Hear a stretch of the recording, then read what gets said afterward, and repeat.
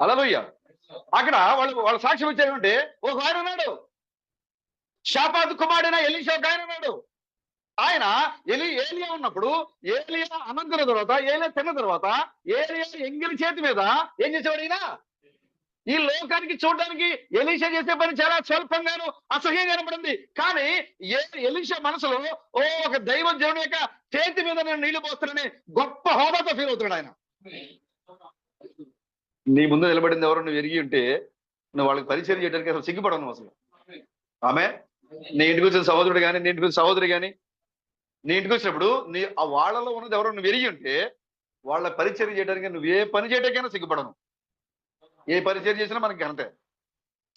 చూసారా ఎలీషాకి వచ్చిన ఘనత ఏంటి? ఏం పేరు ఇచ్చారు? ఏలియా చేతుల మీద నీళ్లు పోసే ఒక ఆయన ఉన్నాడు, షాపాతు కుమారుడైన ఎలీషా ఉన్నాడు అక్కడ అని చెప్పారు. ఏ బిరుదు బ్రదర్ అది?